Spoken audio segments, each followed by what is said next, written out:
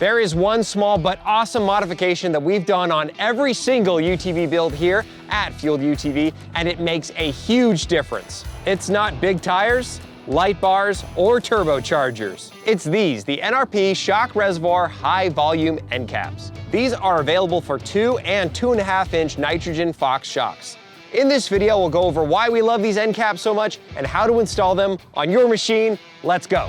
The NRP Shock Reservoir High Volume End Caps are made in the USA and constructed out of billet aluminum. You'll notice the caps come with a rubber O-ring that needs to be lubricated before installation. When you remove the protective cap, you'll see that as well is sealed with an O-ring.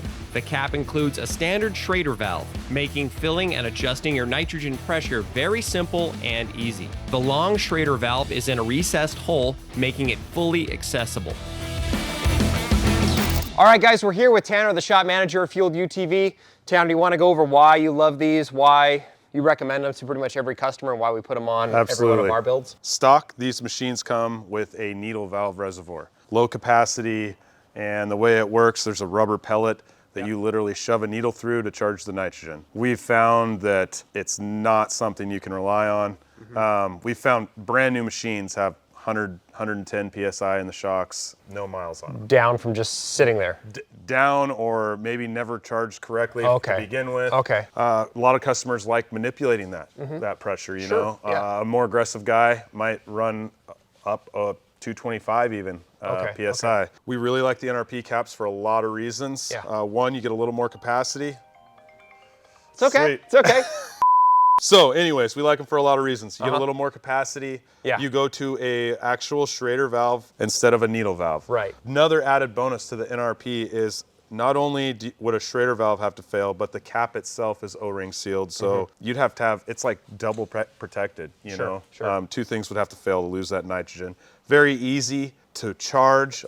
Some of the Schrader valves are like shrouded. Very hard to get certain devices on. We really like the NRPs, and almost every one of our builds gets them. And we're at the point now where if we do a shock rebuild and you don't purchase caps, I won't warranty my work, because nitrogen is so crucial to shock function. When you lose the nitrogen pressure, the oil will aerate, and aeration destroys the internals of a shock, and in a pretty quick time too. So nitrogen's imperative. Definitely a pretty easy install. We filmed one, and this is how you do it. If you're installing these with the shocks on the vehicle, raise the vehicle with a floor jack so the shocks are fully extended. Time to remove the nitrogen pressure from your shock. Depending on the generation of the shock you have, you'll either need to remove a torque screw like the one we're working on, or you'll need to drill a hole through the center rubber portion of the old end cap with a 1/16 or 1/8 inch drill bit. With all the pressure removed, tap the cap down slightly to expose the snap ring. Remove the snap ring, then remove the old cap. Clean the snap ring, inside the reservoir, and the snap ring gland to make sure everything is perfectly clean. Apply a thin film of grease on the new cap's O-ring. Install the new cap, pressing it firmly into the reservoir, exposing the snap ring groove. Then install the snap ring. Pull the end cap back up till it connects with the snap ring. Now repressurize the shock to 200 PSI with nitrogen. And with that, you're done. Head on over to fueledutv.com to pick up these end caps and all other UTV parts you need. Leave us a comment and let us know what you think of these. Subscribe to our channel for more informative videos, epic builds, and UTV adventures. Until next time, I'm Jason with Fueled UTV, and I'll see you out on the trail.